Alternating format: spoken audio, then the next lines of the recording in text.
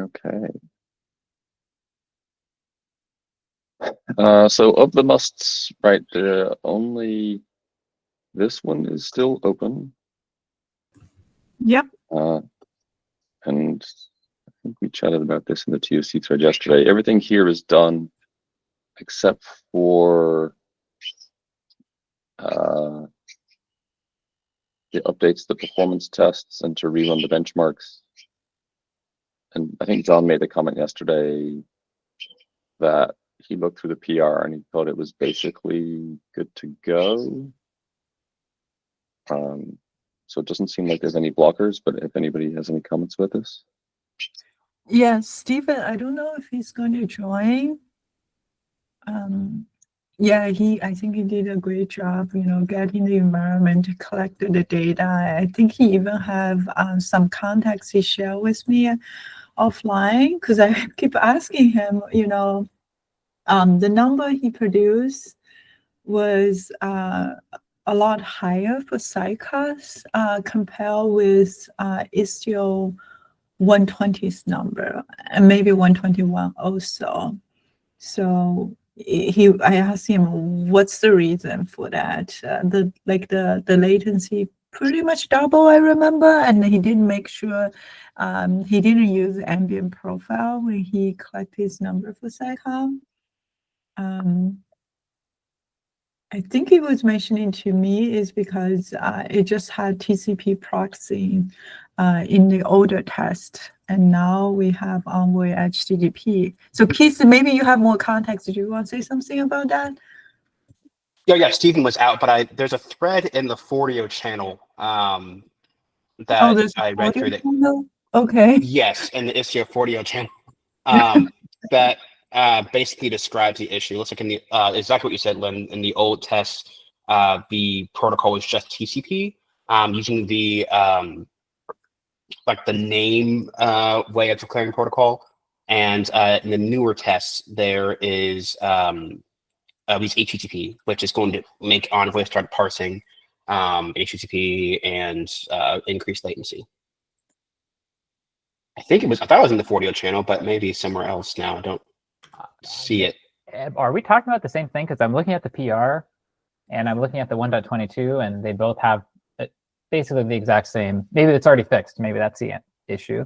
Yes, I think he did new tests. Oh, okay. Okay, got it. Then yeah, Lynn's referring to the first version.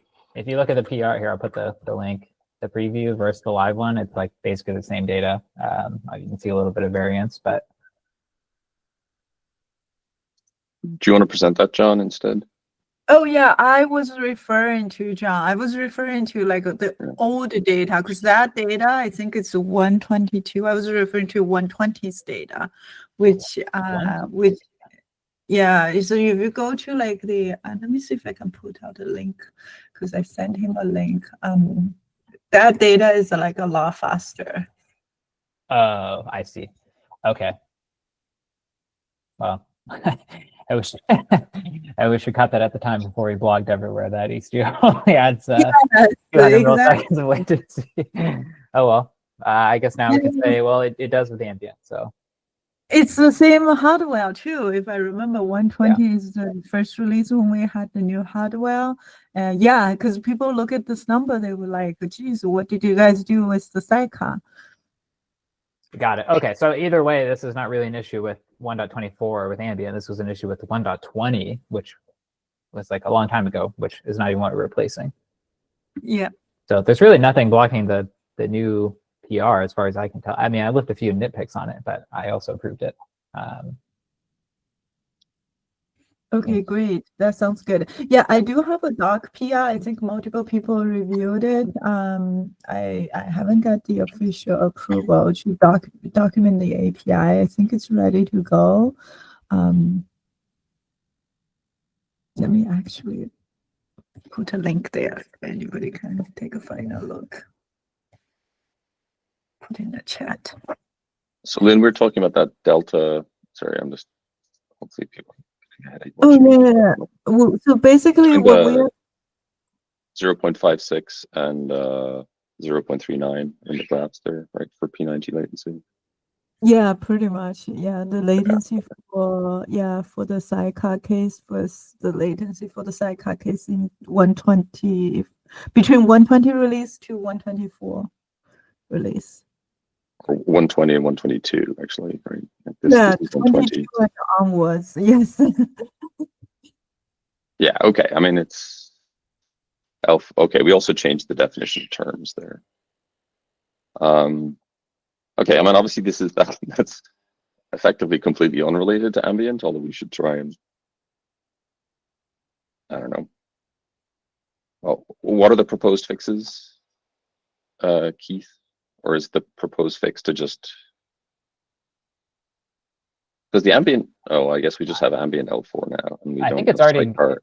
it's already good now. It's just that 120 was wrong, but we already fixed it Oh, for okay. 122. All right. So the 124 numbers look just like the 1.22 ones, minus some minor variations, but Okay.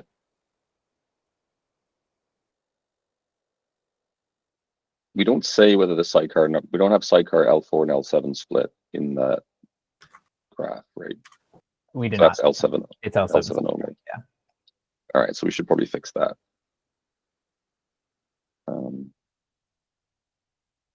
Okay. Well, coming back to the topic, there's obviously nothing blocking here for ambient. So we are effectively out of must-haves for the GA.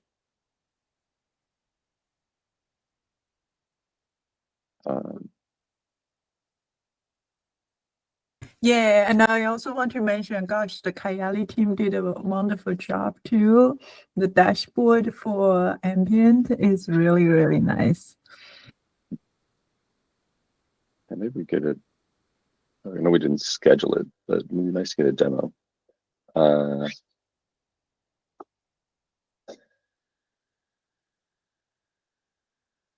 So now that we're out of must-haves, these are the nice-to-haves. Do we have a sense? I'm going to capture some notes.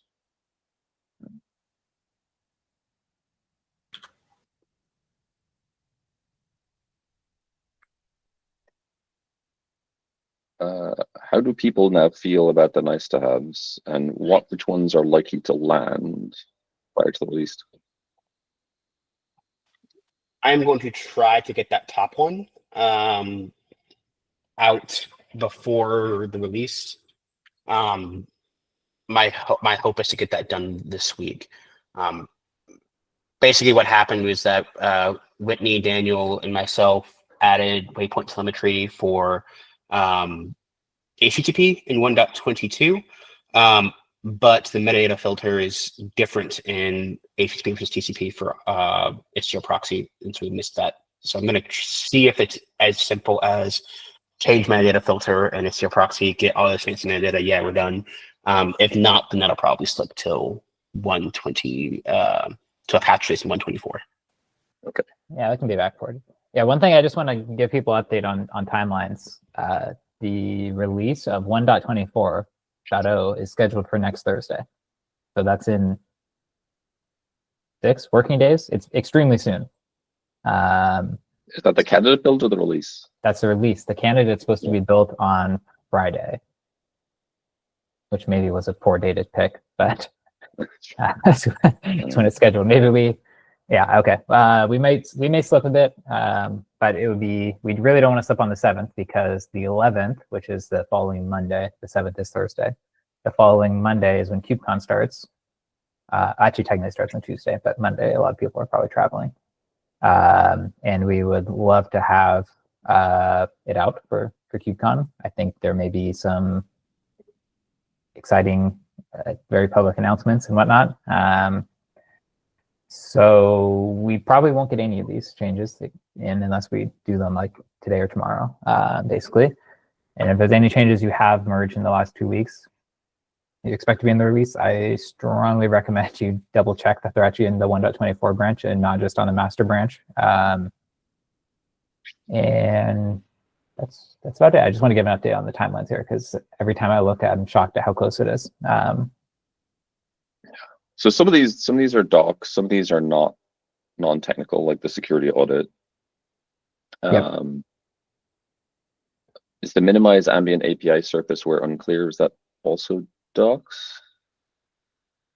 That says deprecate pure then, so that's certainly not going to be. Yeah. All right, skipping over that one. The conformance protocol specification doc-ish, Yeah, but that's mostly probably doc. still some testing, maybe improved doc.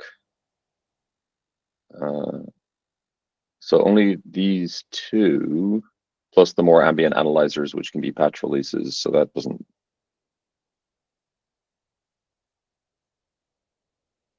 So this is just a logging improvement,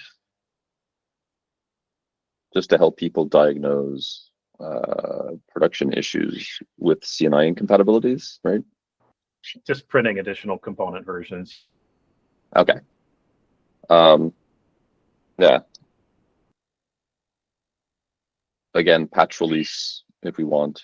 We wouldn't block on this. Is any of this done, Ben? You know? I don't believe so. Okay. I don't think we report this component. Okay. The thing I was trying to get a sense for was whether any of these nice to haves correlate with topics we're seeing coming up in the support channel for the ambient users. So Yeah, I did just add a nice to have label to the PR that came up recently around the maybe we should have exclude interface. If you refresh the exclude interfaces or convert analog, so that did come up. And that's been a long running issue.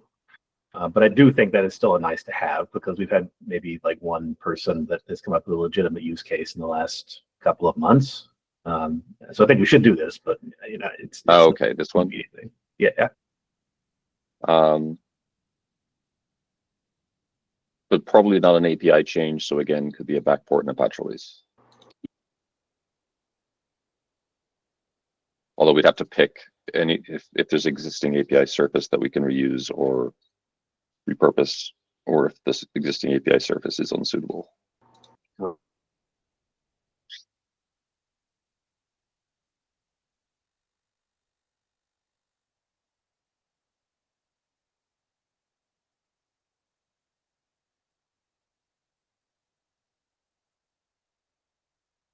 Okay.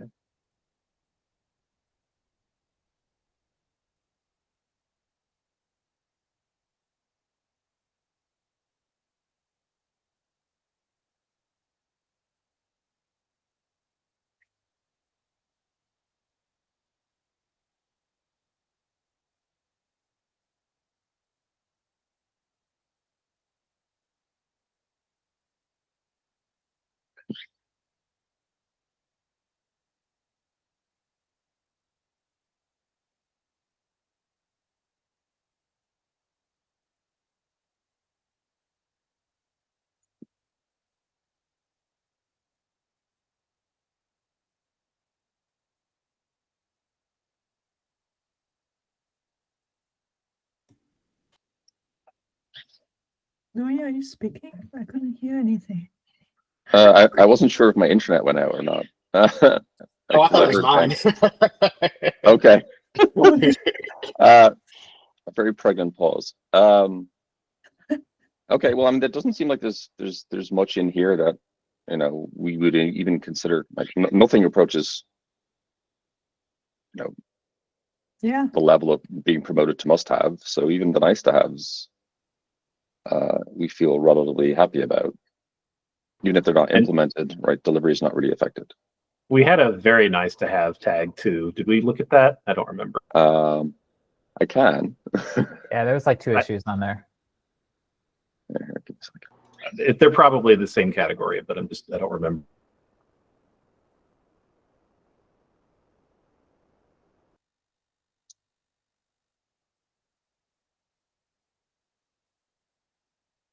Okay. And I don't remember what these are.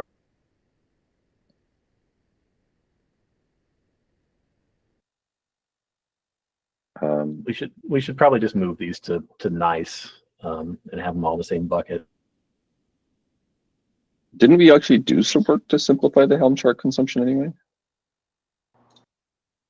I don't think so. From the RC, this is I don't remember what this was, but I think this was around consolidating, like having like data plane or control plane wrapper charts or some additional stuff like that, so that people don't have to install 5.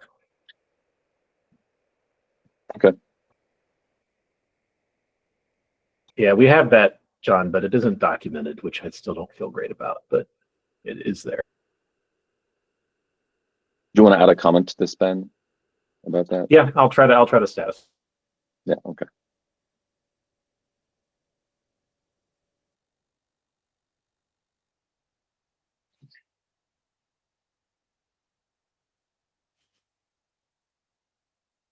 All right. We haven't really done much with this, right? Nope. But on the other hand, we have had feedback from users who have gone through upgrades. Presumably without this, or with, or yeah, might be good to. Yeah, I don't know the status on those upgrades. It might be good to mention that here, that we've had people that have done it and what they have or have not complained about.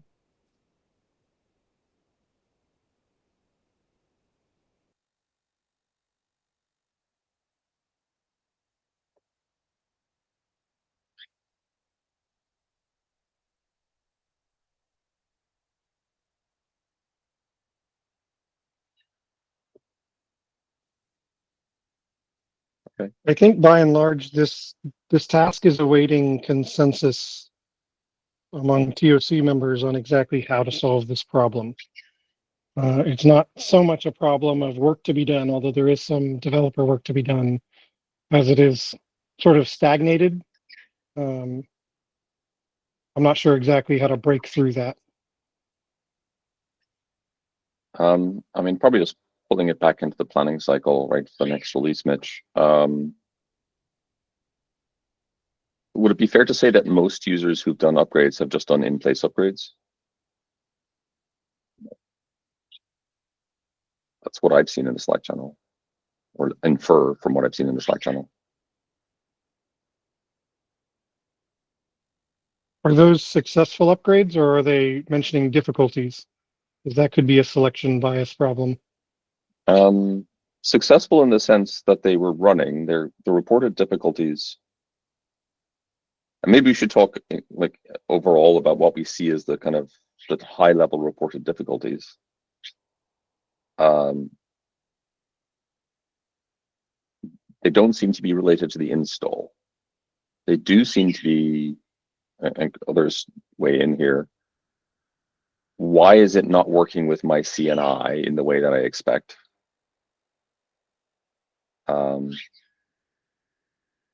Traffic is or is not being captured in the way that I would expect. Right, those seem to be the primary things that we see in the Slack channel. I don't think we see,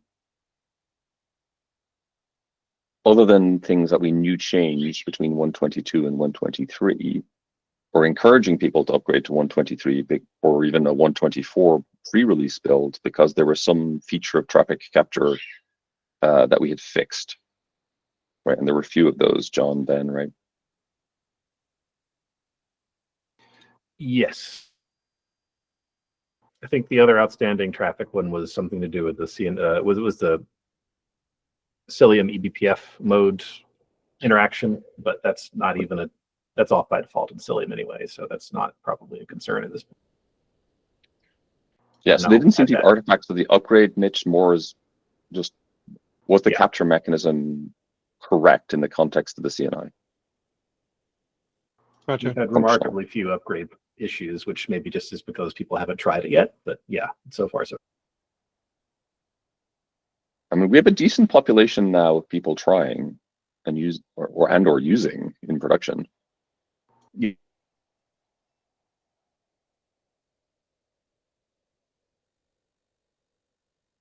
You know, I would certainly say, obviously a canary upgrade is a more sensitive topic for a vendor, right?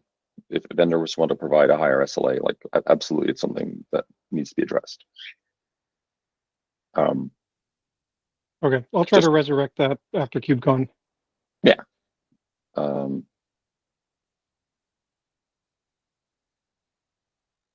But yeah, I just don't think this in particular has been a major impediment for users. It will be at some point for sure, but at least for the population currently, yeah. And that's it. That is all we have. So I think there's sorry, I'm not up to date on the TOC thread about a go, no go for formally signing off for GA. Yeah. Yes, But there was everyone gave a thumbs up. So there was a Yes, okay. Given that we currently only have 4 TOC members, and they are all on this call right now, right? Yeah. So I think we are good to go for GA. Awesome. woo. Do we want to pull in the release candidate build to Thursday instead of Friday? Would that be pragmatic? Yeah, I mean, that's a good target. I'm worried that we're slipping a bit on some of the release processes. Some things are taking longer, so I've been chatting a bit on the side on how we can speed that up. It's a good goal, but I'm worried about making Friday. I'm worried about making Tuesday, even the following Tuesday. So, but nobody as fast as we can. But there's nobody trying to squeeze a PR in at this point that they consider essential for the release. It's not stuff like that. It's just the mechanics of getting the release out, as far as I've seen. So I would request that if anyone has things assigned to them or is asked by a release manager to do something, or anything along the lines, please prioritize it. Or if you can't, don't sit on it. Just tell us, I need to do this, but I don't have time, and someone can take over. I just want to make sure we have all blockers removed so we can do anything we can to get this release out. I really, really don't want to go to another KubeCon and tell everyone, don't worry, GA's coming soon. I'm so looking forward to saying it is coming yesterday. So. Yep. I know time zones are really hard for release managers with Jean leading it. I'm gonna try to jump in and see how much I can help with async, and see if there's like specific stuff I can pick up to start big releases like ready.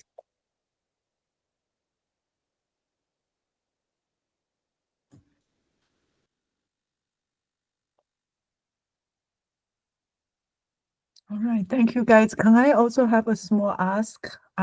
So yesterday I was on the live stream with Cilium and Kuma and Linkerd. So there is a vote going on in the YouTube's channel in CNCF Slack. I would love you guys to go there and vote for your favorite mesh project, which I'm not going to name it. But right now, Kuma and Cilium is way ahead of us. And and I know that the host of the show, they have a talk at KubeCon, talk about observability. I'm almost certain they will show the result at KubeCon. So it's just silly, other service mesh are not as good as us, but maybe they're more united or something. So I would encourage you all to spread the word, let's get issue to number 1. Link. Yeah, if you could provide a link to that, that'd be great. Yeah, I will send a link to here. I did send it to the announcement channel, by the way. Maybe that's the best way to look at it. Yeah, it's in the announcement channel. I reach out people to help out. I think you could also reach out to the Ambient channel, like users. Yes, I definitely could. I will do that too. Yeah. The gamification of this is comical, but such is the nature of this shit nowadays.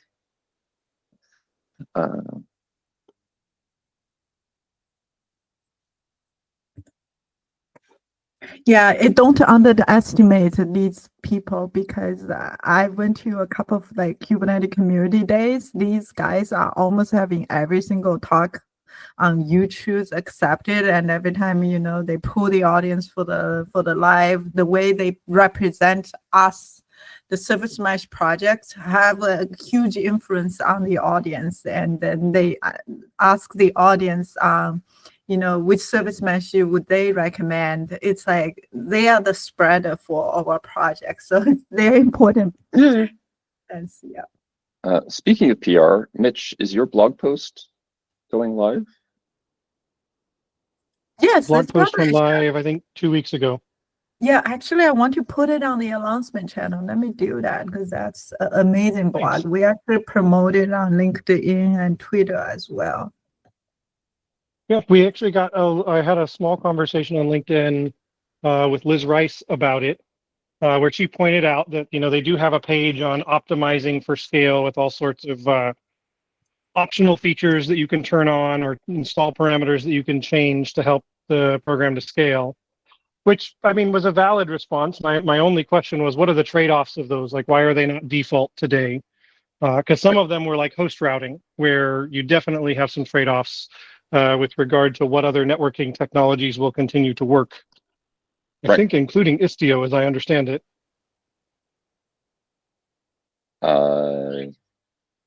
Yes. I don't know how I missed that your blog post went live.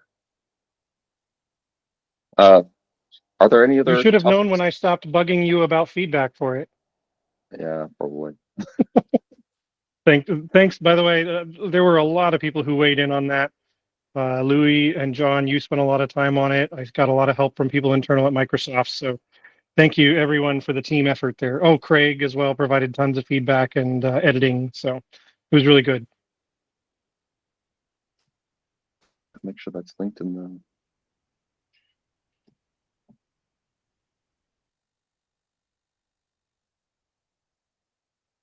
Any other topics? Or are we with the well run dry? I have one on multi-cluster. Okay. This is more. We've got 30 minutes, but we can do however folks want. I know that talking through a doc on a call isn't always the most riveting, but the update here is that it's the one. This is the topic in the future. I'll go ahead and copy it down. But the update here is that after last week's discussion, I thought it might help to split out the docs into 3 so that we can maybe have narrow the discussion a bit, since it is a really, really big topic. The original doc that I've been talking about for the past couple of weeks is now scoped to just the protocol and the communication on the data plane side. I've created a second doc for the MCS details, and that's where it's about 80% done, but that's where you'll find the details on the deployment of the MCS controller, what is going to be in those service imports, as well as service exports.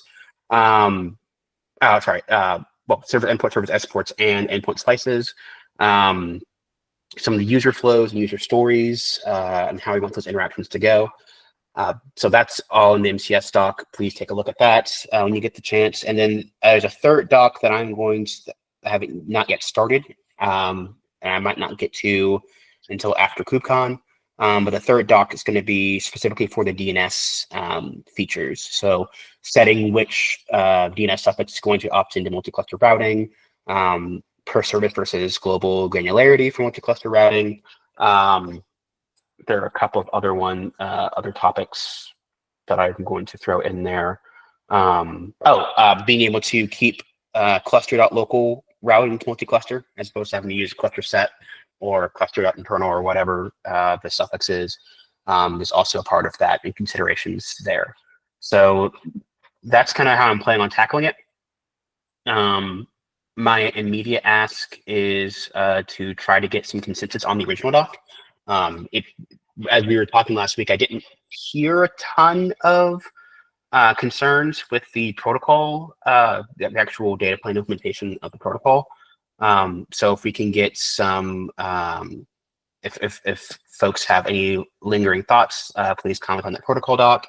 If you've got MCS questions, you put it in the MCS doc. Want to try to get, like I said, get the protocol doc approved so that we can start working on implementation for that piece. Austin?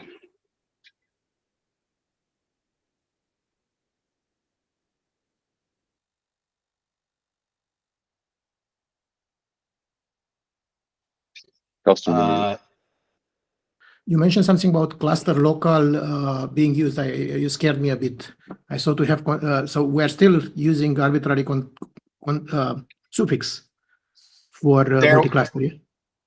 There have been, as we were talking about the multi-cluster implementation, there have been concerns, I think Louis in particular raised around a subset of customers, a not insignificant subset of customers who want to be able to not have to change their DNS and be able to opt into multi-cluster without changing their existing DNS. And so one of the things that we're exploring is to allow users to be able to continue to use cluster.local in the for multi-cluster routing, but to have that be an option. That's already possible by keeping using sidecar and the old mechanism, which is, I mean, the whole idea of, I mean, the main reason Ambient is incompatible with cluster local is because Ambient can be installed by default as a CNI, where all workloads in a cluster are owned by default. And then we lose the ability to, we break applications because no application is typically global. Very few applications are designed to work globally, so it's guaranteed to break something. We don't know how it breaks. It's very hard, subtle, and difficult to debug, but it is broken. I mean, that's a fact. I mean, it's not, Yeah. So, go ahead, Louis. I mean, I've had this feedback directly from several users. That doesn't mean that it shouldn't require some explicit opt-in or control, right? That's perfectly possible. I mean, allowing arbitrary suffix to opt into arbitrary suffix includes cluster local. If you choose to break your cluster local, so I think that's I just want to see that covered in Keith's third potential doc, effectively. But that doesn't change the fact that the default, must be safe. Yeah, no. I'm not necessarily saying that Ambient should adopt the same default as Sidecar. Okay. So if we're saying any suffix is possible, including cluster local and including kill my cluster and introduce subtlebugs.com, that's fine. I mean, I'm not sure. Just want to sure. Right. Yeah. Yes. Agreed. And we need to document it because, again, our documentation currently say, oh, it's wonderful. Istio by default magically makes a local application global. You don't have to lift a finger and your database suddenly is global. And, when we do this, we should probably say, well, probably it was not a good idea. Yes. Agreed on all fronts. Yeah, and the doc is created, just not ready for, it's very bare, and I want to clarify some things. But the DNS doc will be there, and we'll discuss what the API looks, a proposal for the API, several alternatives for the shape of the API, and maybe even how to document the pros and cons of all the options. And to be clear, I have no problem with if it's per workload. I mean, if it's constrained for a particular workload, that's perfectly fine. I mean, it's very good. The problem was that it's owned by default for everyone, and it's a global option. If it's targeted to a specific service, like we discussed with service export to anything, cluster local is as good as anything else. Just need to make sure it's okay. Good. The only other thing, given that I got this from user feedback or prospect feedback, we probably now have a large enough user base that we could actually run a survey to ask questions about this stuff. So I would definitely very much like to do that because this is going to be a really impactful decision for users. And so Keith, I know we talked about it before, but I'm happy to work with you or whomever, figuring out the best way to get some feedback about this. As long as the questions are not misleading and meaning, do you want magic, everything to work perfectly? The questions are about DNS. They're always going to be misleading. I know, but yeah, no, I'm I want the real info. So yes, I want real questions. I think something that might be helpful, I don't know who's sharing, but if you could go to that second doc that I linked in my topic.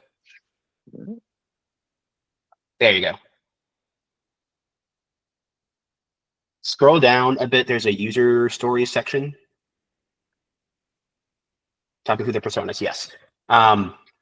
So I won't read these to you. The links are in the description, but I think that I included this section because it touches on the MCS-ness of it with individual service opt-in, as well as the case that Louis is laying out, where you have users who are wanting a sensible default cluster admin specifically, who want to be able to say, yes, everything that we have is global. We have fantastic engineering, and we want, and it's more work for me to have to export each service individually.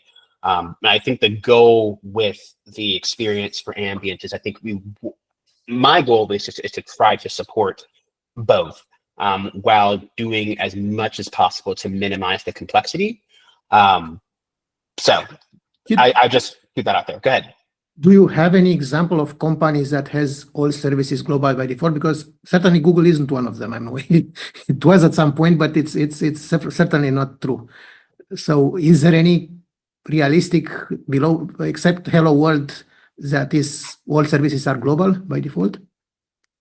I know that there are, not necessarily that they are. Well, I know that the company I was working at before Microsoft, we were moving to a kind of wanting a active sort of topology. That was the goal from the CTO. For all services.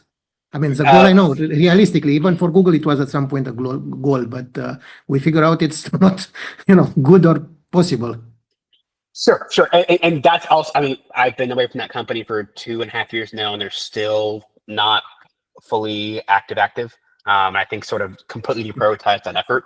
I think my perspective on those sorts of things is that even though we in this room might have our experiences, and yes, we may work for Google and Microsoft and so and all this, we have all this domain knowledge about how those systems sort of work. I don't want Istio to be the reason or to be seen as a blocker for adopting but for adopting a facially reasonable architecture at their company. I think that causes friction for the user. I think it can negatively impact how Istio is viewed. I do think that, and this is sort of similar to the HTTP1 header case that header casing discussion we had in the last meeting, but I do think that we need to it's good for us to have opinions and to try to incentivize our users to make the right decisions. But ultimately, where it makes sense and where it's not too much of a detriment to the project, I think it's still very much appropriate for us to not be the thing preventing users from solving what is at any given point in time business cases and provide business value for their company, for their users. Yeah, I'm not entirely sure what it means, but I think typically what I've seen, Costin, is there are, like in a multiple clusters per region model, right? You have services that are like local to the cluster only. Then you have, right, and that's a subset of the services. And then I have, 80% of my services that I'm happy enough for communication to be cross-zone within the region, right? That's a pretty common case. Sure.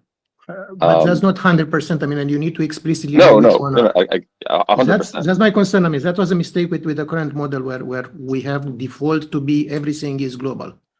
Right, and so then there's this kind of this implicit thing where you want to be able to say on a service or group of service basis whether the service is like what its locality constraint is. That's perfect. That's perfect. As long as it's not the global default is a problem. The users were, I think, user story 2 is in this case. Anyway, one thing I also wanted to check, since we're discussing this last meeting, we discussed about the MCS controller being a separate component and not adding more complexity to HTOD, and putting something that is supposed to be provided by platform in HTOD.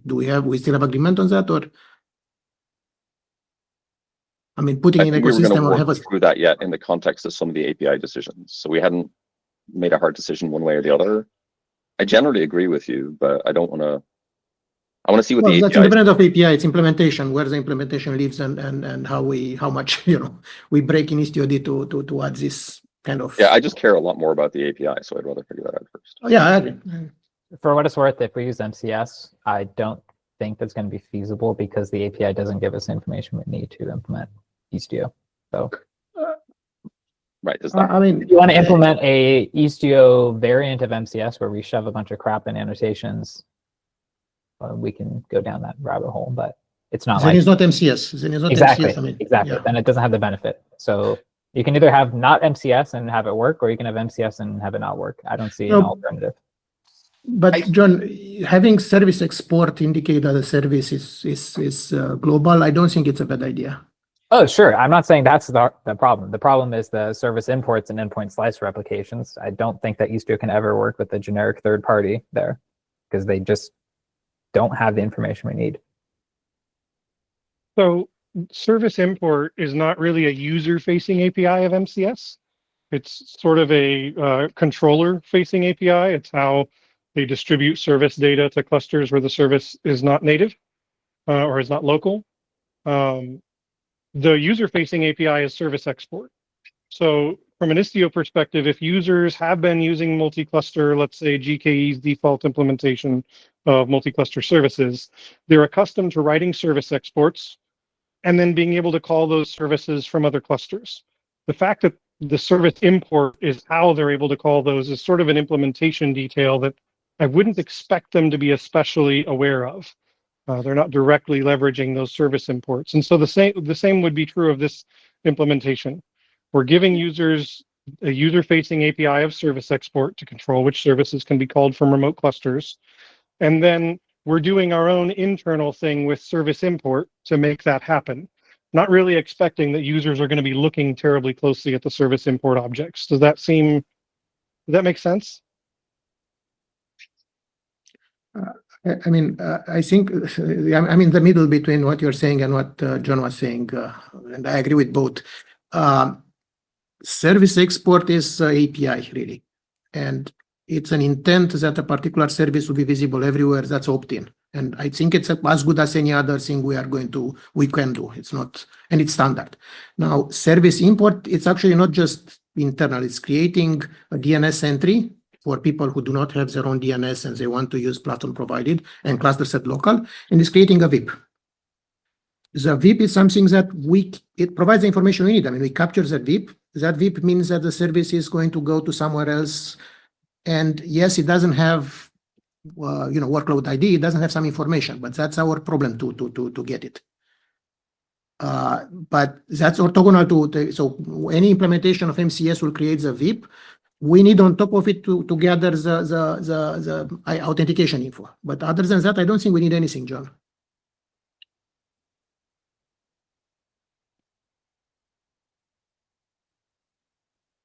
Oh, sorry.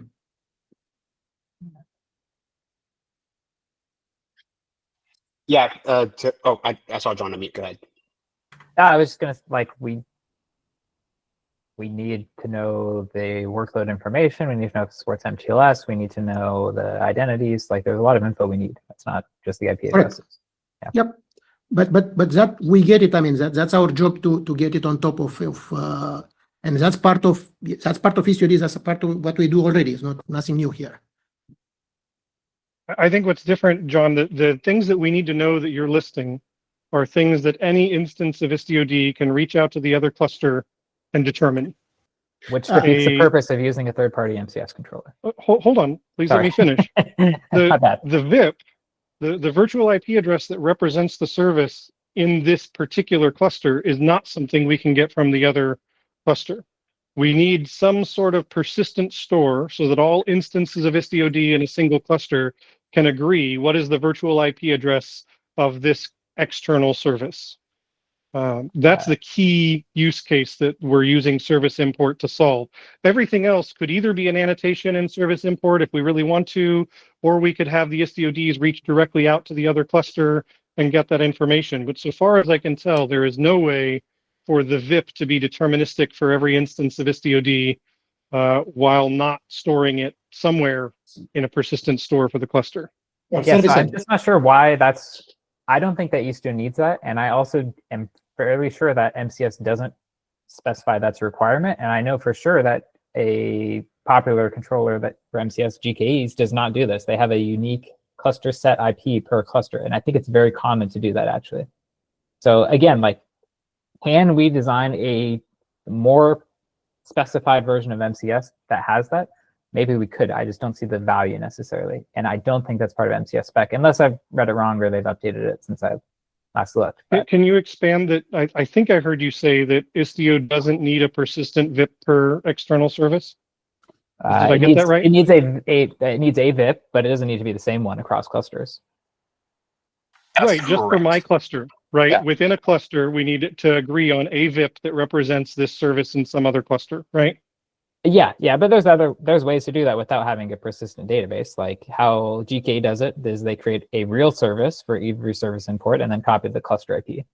How Istio could do it is we already have a mechanism to allocate IP addresses to service entries, for example. We could use the same method. That's what's in the doc, actually. Yeah, both of those are absolutely viable implementation details. But I one way think or for the other, me- it has to be persisted somewhere, right? Whether in a service or a service entry or a service import or a config map, we've got to have a persistent store so that all instances of IstioD in one cluster can agree on the IP address of the remote service. Yeah, that part I agree on. Like Okay. something needs to create a service import and give it an IP and then reads that.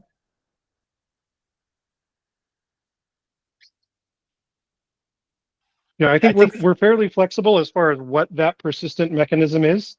Makes sense for it to be a resource in Kubernetes, but whether it's service or service entry or service import or something else, I think that we have a good deal of flexibility. The question then is, because it's effectively an internal facing API, it's something that we're meant to read from in IstioD, and maybe users will read from to attach HTTP routes, but we wouldn't expect users to write to this API.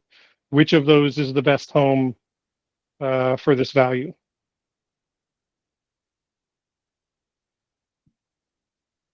Right. I think the question then is going to come down to the flexibility of the allocator.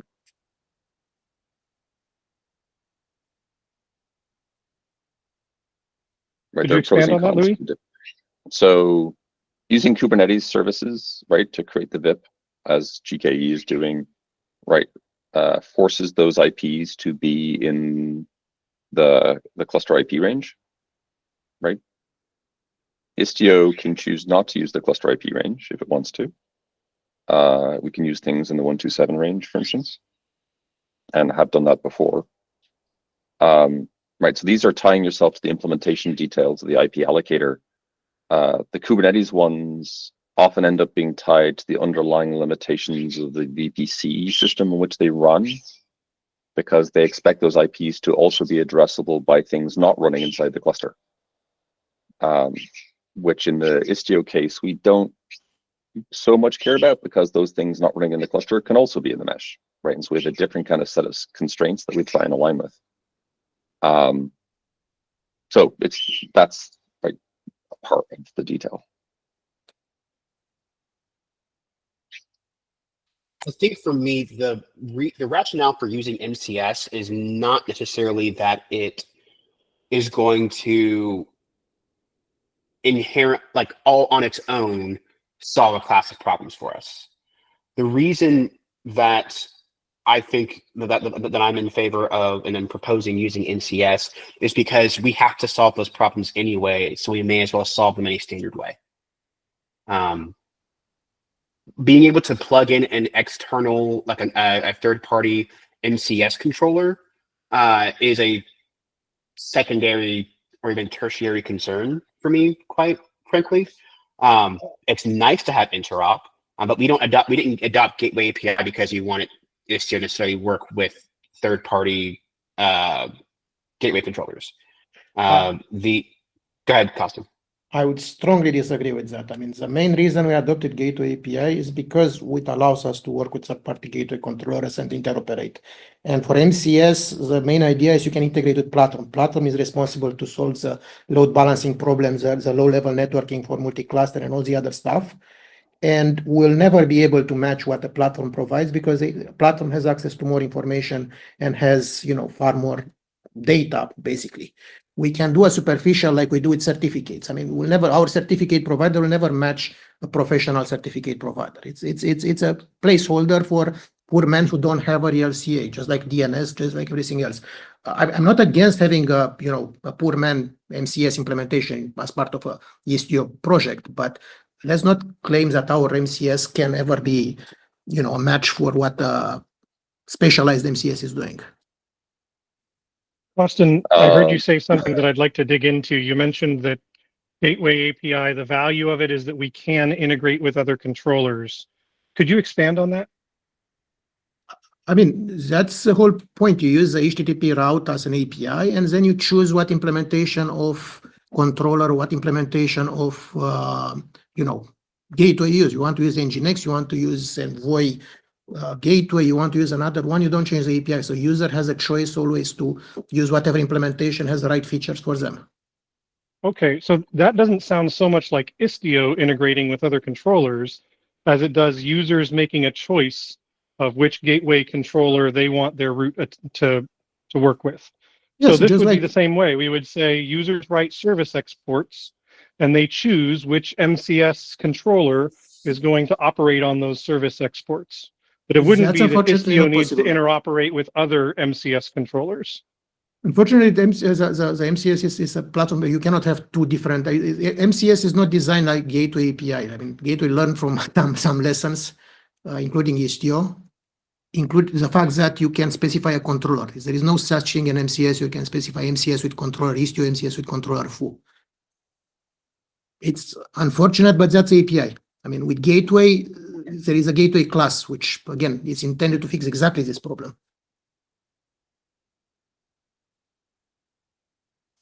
That's fair, but I think we're generally aligned in how we expect users to interact with an SEO MCS implementation versus an external one. The user will make a choice.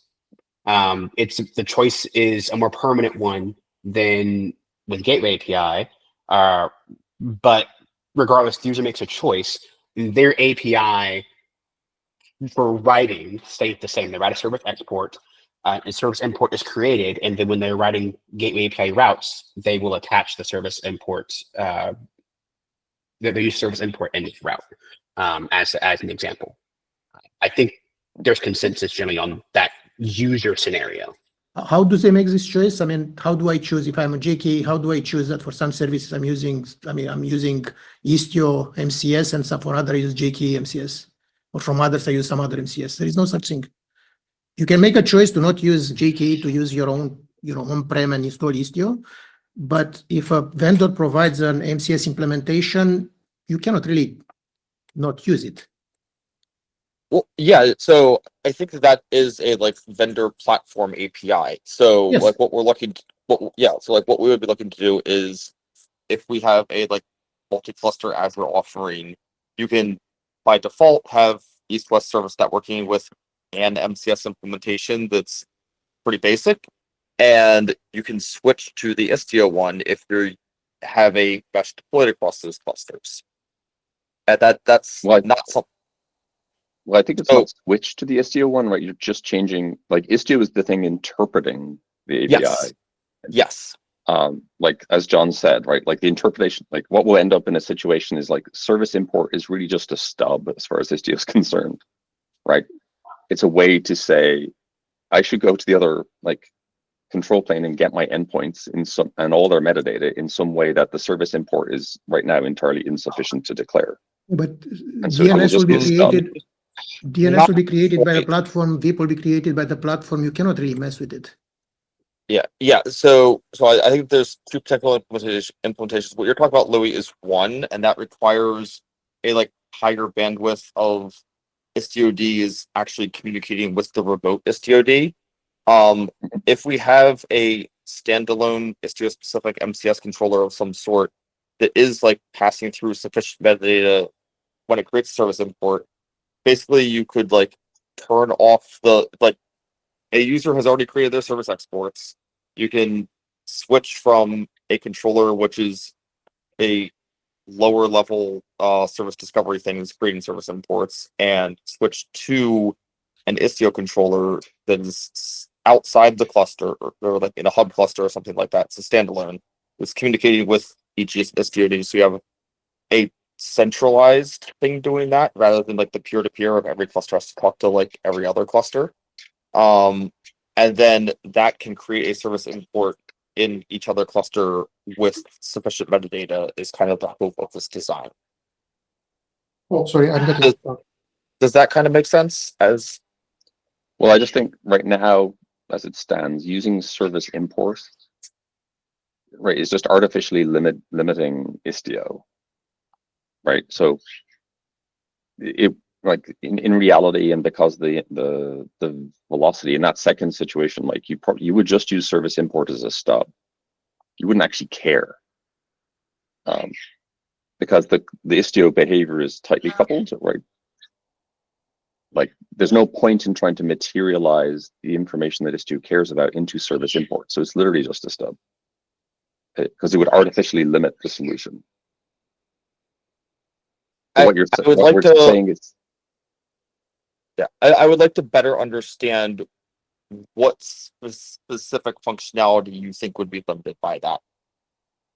so all the endpoint metadata John just described, right, which is absent.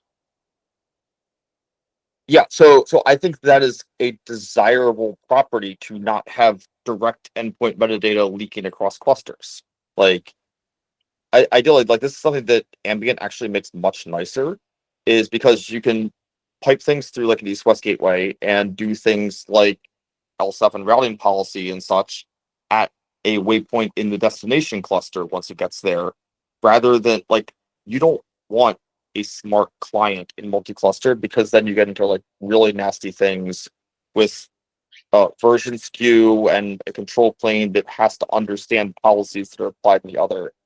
I think that is a highly undesirable property of a multi-cluster architecture.